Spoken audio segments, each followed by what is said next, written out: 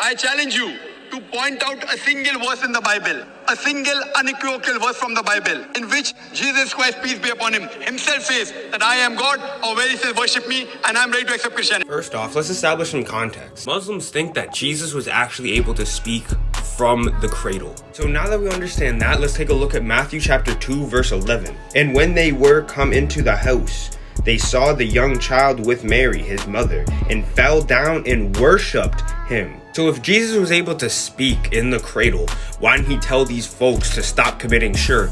And now let's open it up to Matthew chapter 4, verse 7 and verse 10.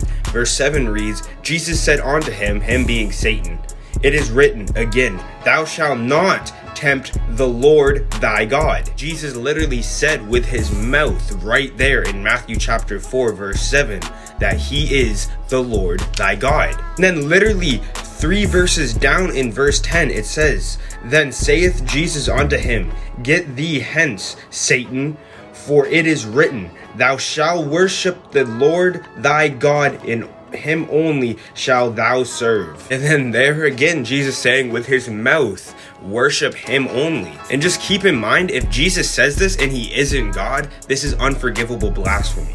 Now flip over to Matthew 28, go to verse 9, and it says, and as they went to tell his disciples, behold, Jesus met them, saying, look in red, all hail. And they came and they held him by his feet and worshipped him. Why didn't he stop them?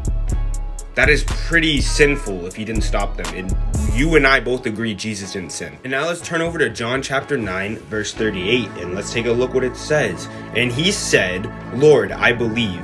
And he worshipped him right to Jesus' face, right in front of Jesus' face. And he didn't get corrected. Come on, Zakir Naik, you gotta try harder than that.